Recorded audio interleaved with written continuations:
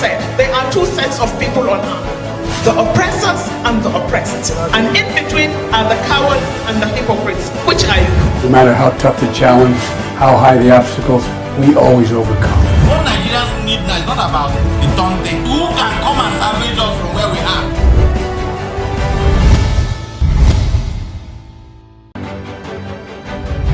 Representing people. Mr. President, my people are under siege. I will place economic stability and confidence. To condemn this act and call for immediate release of this minister in the Temple of Justice. Give us access to our money we put in the bank. The POS operator, she said 50,000 is 1,000 to collect 3,000 naira. Where are we heading to? I've always said there are two sets of people on earth, the oppressed. Good morning and welcome to Open Conversation on Atlantic Television Network. Open Conversation is the network's flagship political platform through which trending political news, events and stories are discussed with stakeholders.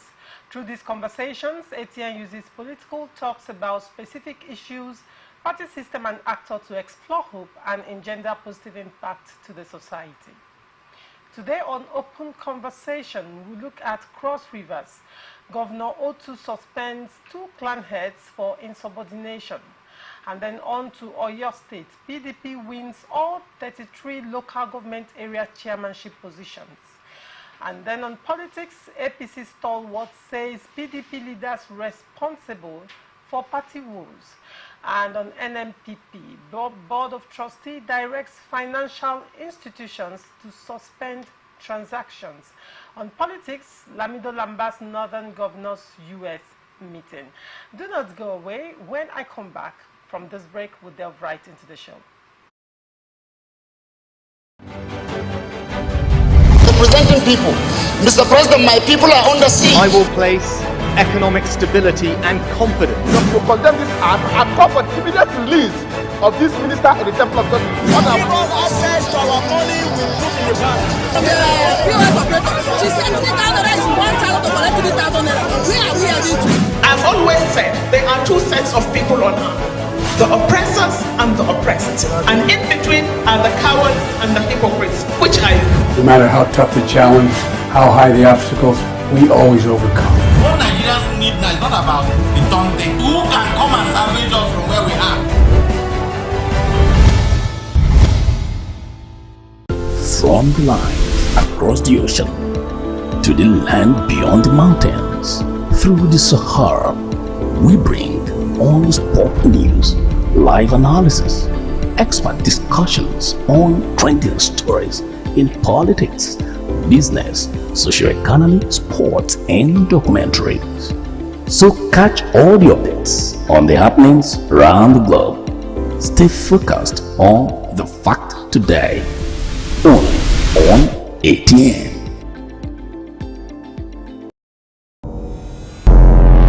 Every day our lives are changed by history.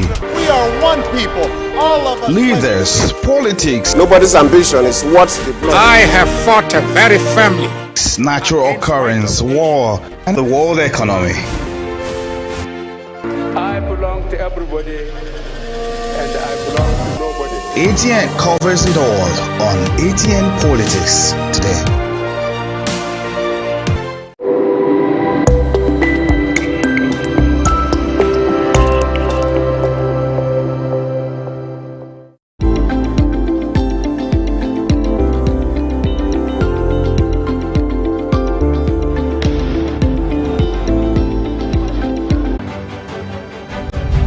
Representing people.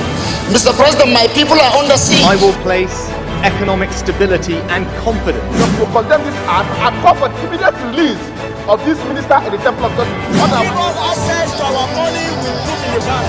The POS operator, she said 50,000 is 1,000 to collect 3,000 naira. Where are we heading to? I've always said there are two sets of people on earth, the oppressors and the oppressed. And in between are the cowards and the hypocrites. Which are you? No matter how tough the challenge, how high the obstacles, we always overcome. What Nigerians need now is not about the daunting. Who can come and salvage us from where we are? Welcome back and thank you for staying with us. It's All right. And I also have Barrister Ndamzi Ekulo, a legal practitioner and political analyst. Good morning, Barrister Ndamzi. Good morning, Chairman. Thank you for having me. You're most welcome. And then on to the stories.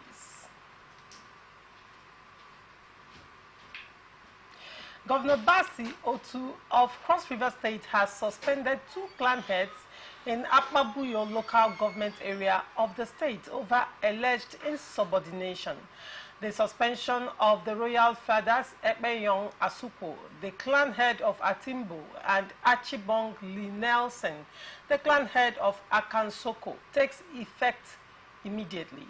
The chief press secretary to the governor, Nsa Gill, said in a statement on Monday. Mr. Gill, in the statement, said the governor's directive is aimed at maintaining peace and orderliness in the leadership of the Akpabuyo Traditional Rulers Council. Mr. Pat, what is your take on this act by the governor of Cross River State? Well, first of all, it's a quick reminder, the colonial days when the chiefs used as indirect rule. But after that era, we now enjoy sovereignty. We have a constitutional democracy where functions and powers are different. I don't know what happened along the line. Perhaps it didn't gather the kind of popular interest it needed. Because it is part of, at some point, we started having some kind of politics surrounding it, where a particular family is not privileged to have a successor, so to speak. You now have them run to the political class that are influential to impose somebody perhaps who doesn't even have the bloodline, you know, and in combination with the weapon of poverty, lack, believing that they will be subject to the whims and caprices of this political class. And therefore, we began to see that development where, rather than keeping to the natural value now and trend, you now have the social authorities also to maintain law and order. So, to that extent, you may be tempted to say, okay, the government has a reason to intervene. But all along, what we've seen is this summary kind of, this military kind of approach. First of all, you don't give the benefit of fair hearing. You know, you just feel that because you're well positioned in government and because you feel they are subject to you, their daily survival is at your mercy, where you hear that the government pays them stipends and all that. Ordinarily, that is due to them because, as long as I'm concerned, it forms part of the governor. Because what business does his civil functions have to do with traditional? You know, there is a mix-up now, like the name implies. Traditional, it means they are custodians. There are clear customs and cultures that they are expected to. What is the nexus of his political, what do you call it, activities with whatever, even if it means adjudicating over land disputes? So I needed to know what is the exact point of disagreement that now amounts to them disobeying him. Till we find out, I just think that it's a reminder of the colonial days where it was more like an imposition. All right. Barrister Ndamzi, what is your take on this story?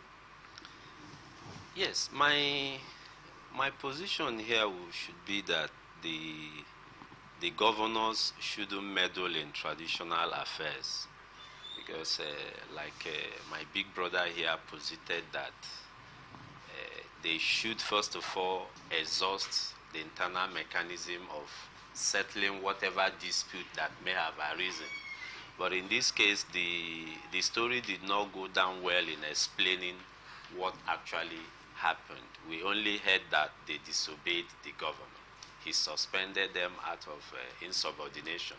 So if actually the governor suspended these traditional clan heads out of mere disobedience to his instruction, we'll be advising that he shouldn't toe that path, because if that continues, the system will be heading to anarchy, where the traditional leaders have their clearly defined roles, and the government have its own role and duties owed the state. So we will advise Governor Otu to concentrate in administering good governance to the people of Cross River instead of meddling in traditional affairs. That could be very, very dangerous.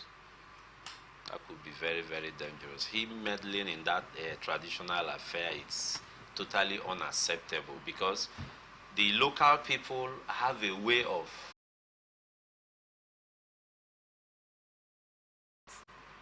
Correspondent reports that there are 33 local government areas in the state. The correspondent reported that the Oyo State Independent Electoral Commission, OISEC, conducted the election on Saturday. Now, Barrister Ndamzi, I mean, there are other political parties in Oyo State. We have the APC, the ruling party. We have ADC. There are NMPP. There are other political parties. Let's say probably the smaller parties do not have widespread structures across the 36 states of the Federation, and probably, you know, may not have men on ground.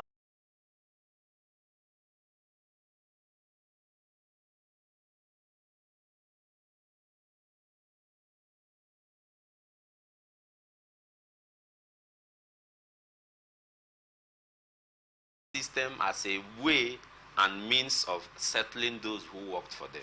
So allowing the governors, because in my own word, I just believe the governors are the people conducting local government elections, not the institution as it is posited.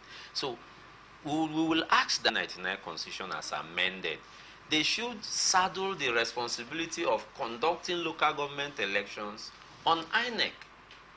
If INEC conducts the election, even though it won't be 100%, but there will be near success, other political parties will have a say. But in this case, where a governor elected under the platform of PDP, you will see the State Independent Electoral... I will maintain that argument before even the general election. Once we miss that already is anti-democratic, unconstitutional. Other societies, INEC will come against such claims. In fact, it indicts INEC itself because it's against the rules. INEC has the responsibility to ascertain what monetary values parties raise at what time, particularly after primaries. How did they get the sponsorship? You find a situation where they talk about delegates. The venue is Port Harcourt. You hear delegates housed in Delta State. 11th hour, that's when you see them. INEC does nothing. That's a factor. So this idea of allowing INEC, that's what I say it's a national thing, because the state electoral bodies inherited that culture from INEC, where they don't question why should an incumbent governor be the one buying forms and suffocate opposition parties. How do they set the price for the forms? Who monitors the primaries, right? Now, the other factor is on the part of the people, on the part of what you call opposition parties. They do little or nothing. Don't forget, recently they came up under an umbrella called, like we have here, I think, is it IPAC? You know, many of them are portfolio opposition parties. What they do, if I just find two persons, the chairman and secretary, they don't have a physical office. They'll just use the media platform, make some noise. At the 11th hour, they go back to the incumbent, the ruling party, to say, don't worry, what do you have for us? It's a factor. So when opposition parties allow such primitive, as long as I'm concerned, antisocial and anti-democratic values to thrive, this is the result. Because the governing party will, at the end, realize that, well, we don't have anybody contending with us. All those of them who appear to be opposition actually are on our pay list. You find, in River State, they've demonstrated countless times. They're on the pay list of the incumbents, of the governing ideas, ideology. The people can go with you, because we've seen a situation where, despite the hold of a governing party, the people yearn for an alternative. And it's possible that they could find it in party XYZ. But they don't see the level of mobilization and sensitization coming from perhaps taking on the governing party on very critical, unpopular programs and policies. Because there is the culture here and mentality of the idea of opposition is that we won't do anything. We will do nothing till the next election.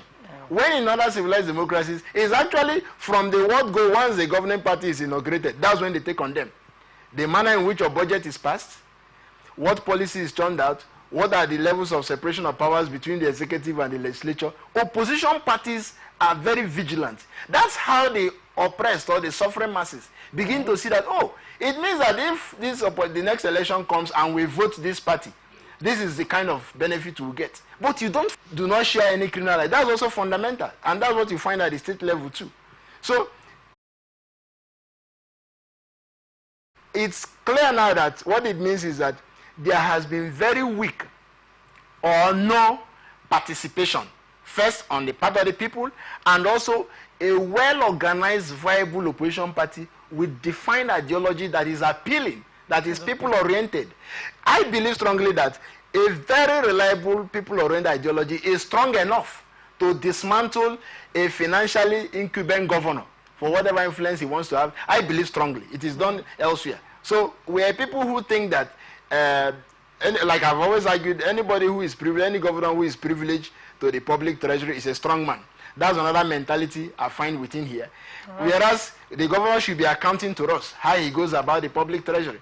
So you see him so relaxed, there is no checks and balances. The lawmakers, he bought forms, they don't ask, how will you use money, the public treasury, to sponsor elections? That's already criminal. All right. So we are calling on relevant authorities that this or your state and others are yet to conduct. Even now, local government elections are around the corners. INEC or whatever they call themselves, people should rise up and question, what does the rule say? What is the limit of their powers? If they are not carrying out their responsibilities to ascertain, how did these candidates get sponsorship, first of all? Right. I'm afraid we may be running around the vicious circle. Okay. The Board of Trustees of New Nigeria's People Party has directed all financial institutions, including banks, across the country to stop with immediate effect every transaction or on any account with the name of party NNPP, except the original certificate of registration by the Independent National Electoral Commission is produced and presented to the scheduled officers. The party said this is to forestall activities of fraudsters and unauthorized persons who are illegally using the photocopies of the certificate of registration to operate illegal bank accounts. NNPP, in a release signed by its National Secretary, Comrade Ogini Olaposi, Sunday, and made available to newsmen at the weekend, said the party recognized the fact and financial transactions, therefore ordered immediate stoppage of any banking transaction with the name of the party.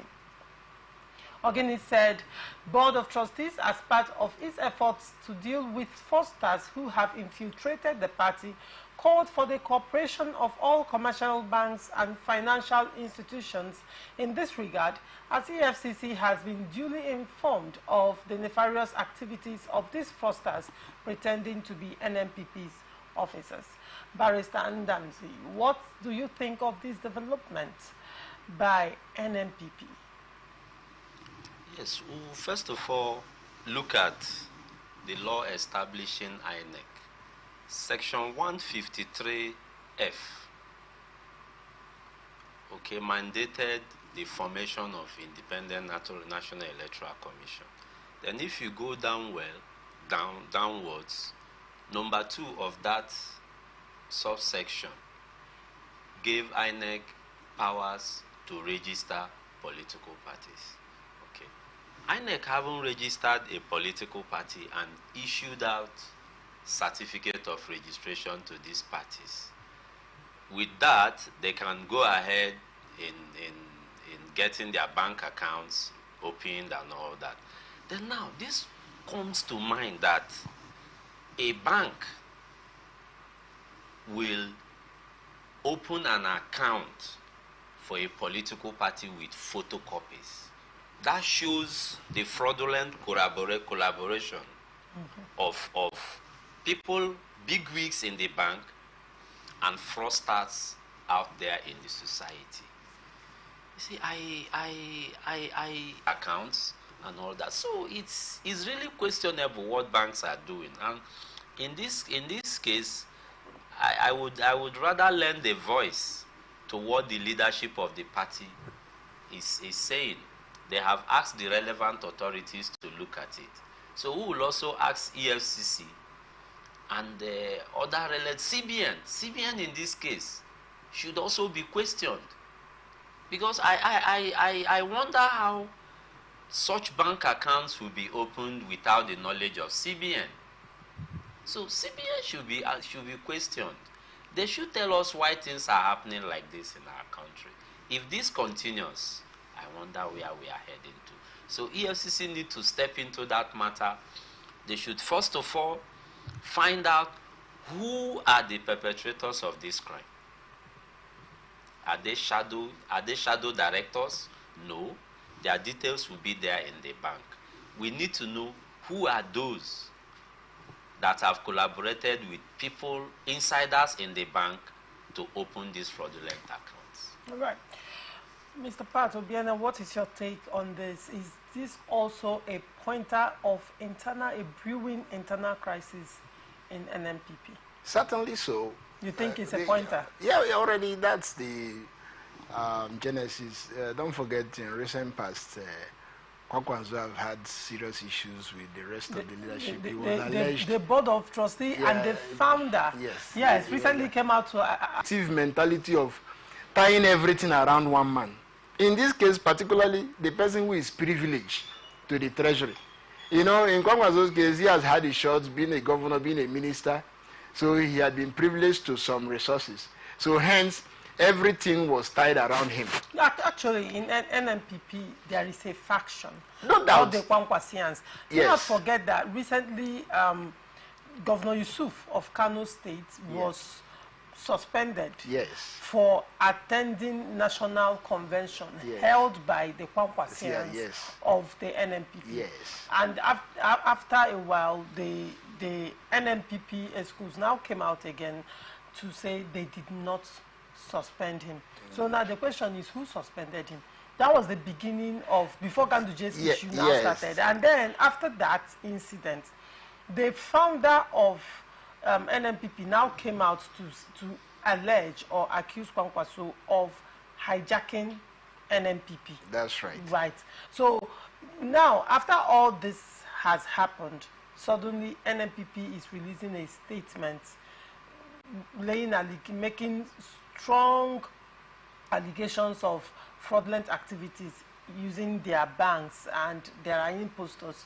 And they said within the party. And that's exactly when underline that statement. Colleague, they said within that's the why party. even when he's that guy in the society, no, it's within. It's not within. Not fraudulent from society. It's within. So there is an internal crisis there, but you don't want to say it clearly. It's simple. The criminal intelligence around it is simple to address. That it's only BOT members that have the locus to go open an account. Their names are clearly established there.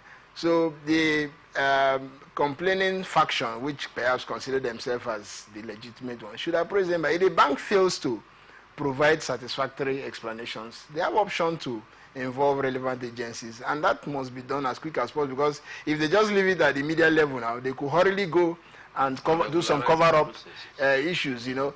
So because it's about more, the same thing is befalling the Labour Party. Don't forget, before this purported the convention, you know, very strange. Imagine a party that wants to stand as a viable, you go and hold the convention just, even in another state, in Anambra, when as a national organ, you're supposed to hold it. First of all, you start with your ward conventions, the LGA states, you just start from the top. You see, just because you want to cover up some. Meanwhile, before then, Peter Obi had promised that the allegations of financial improprieties will be looked into. That was yet to be addressed, and they hurriedly went to arrange. So you can see similarities. That is all traced to the rise and fall of tying everything around a few people. And that's not the tenet of democracy.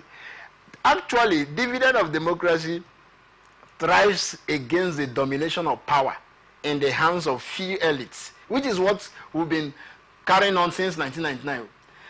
You know, rather encourages popular participation. A whole majority of Nigerians seem not to have understood that. Like I keep telling people, one disservice both as a people and government we've done to this generation since 1999, we are privileged to return to this system, is not to intensify sensitization and mobilization of the people.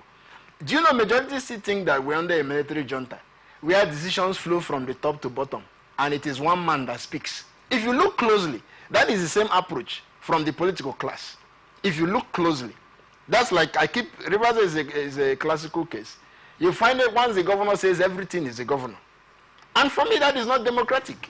It defeats that fundamental definition that it thrives against the domination of power. Still born out of this greed and self-interest because of the public treasury, which has nothing to do with your party. There is need to separate. That is why immediately you are elected, your business is no longer limited to your party. But now you use resources, you use our common patrimony to grease party machineries. That's why you could find one man, people celebrate, they say, I sponsored the national chairman. I sponsored. You hear something like that. Who is this person talking? Once you're a governor, you've lost all your rights. If you're a governor, in fact, I'm using that as a public officer, you've lost to be a minister. You've lost all your rights. You're a property of the state.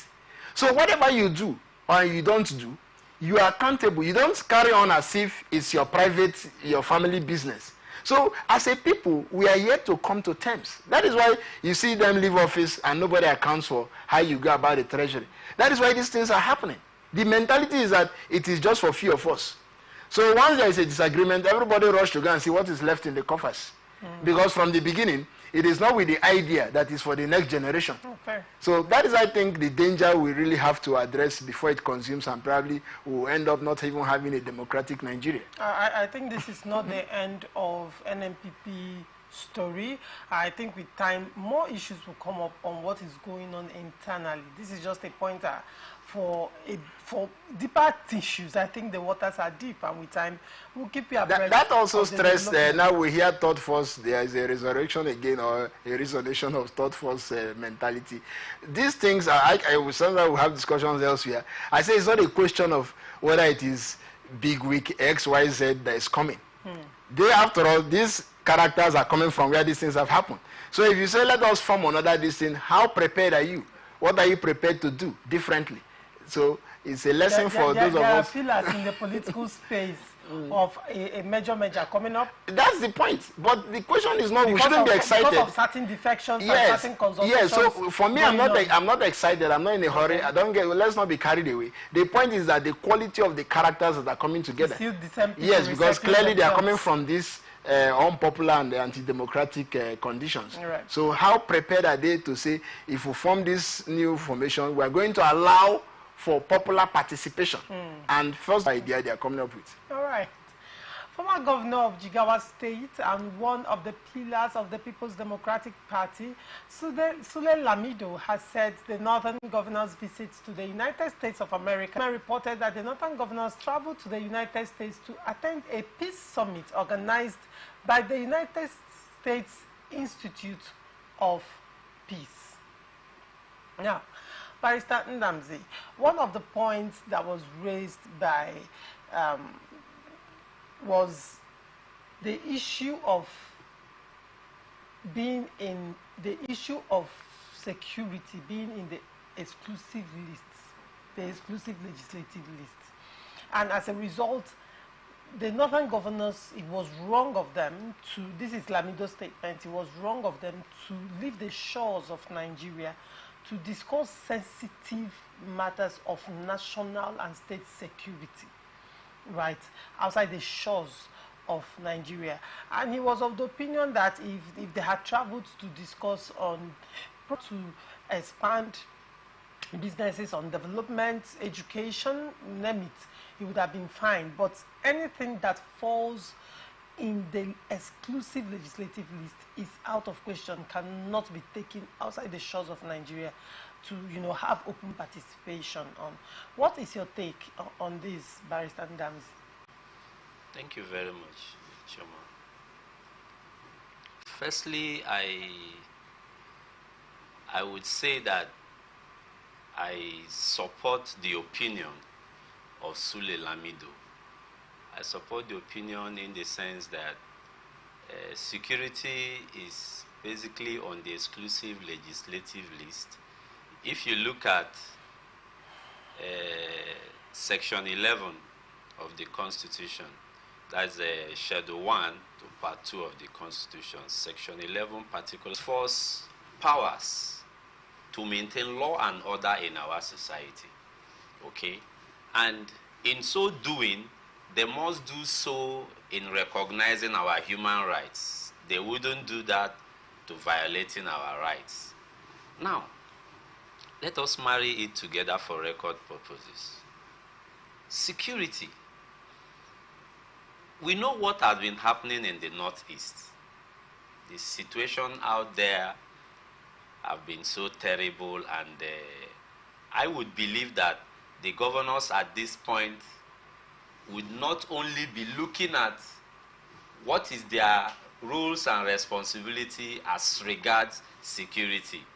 What they are fishing for are solutions. The governors are just looking for solution to end the insecurity in the Northeast. Okay? So, I will join voices in advocating that the governors should be given clearly defined security roles in our constitution. That is the area the state policing comes in. We hear lots of people advocating for creation of state police. Last weekend, former President Olusegun Obasanjo and our big brother Jonathan added voices to that. And if we look at what is happening in Nigeria solely, we will agree that creation of state police will help in intelligence gathering, because those perpetrating this insecurity in Northeast, they are in human form. They are not invisible. People know them. They are from they are from different localities in that place. Even though we know that there are accomplices coming from elsewhere, but people are harboring them. So community policing as a way of having the governors have state police will encourage the end of insecurity in the Northeast. So former Governor Lamido, discrediting their efforts in going to the United States instead of looking at what is happening internally. Mm-hmm. Though he has his opinion, and I buy his opinion, but not 100%. Okay? All right. This will be my take on this. Okay. Mr. Pat, yes, what is your take? The governors discussing what should ordinarily be. It's not their intention. Within Nigeria already, we had argued, if you go trace all the violent crimes across Nigeria, you will be amazed to discover that a little bit of less than 4 or 3 factors. This one we've addressed exhaustively, the imposition of leadership. And this amassing the wealth to the detriment of majority. In the view of the UN, that constitutes insecurity. So when each time we talk about security in Nigeria, let's not limit it to kinetic or military gadgets. No, we've gone beyond that. The young men involved in all that is happening, go closely and find out. In fact, up to recently, I think it was one of the military chiefs, one of the echelons, admitted that economic conditions is the chief motivation for these crimes, particularly even the Northeast. Hence, don't forget that you have the North and these areas, there is a struggle. Arms, why there is more of movement of arms, is for them to explore gold and diamond illegally.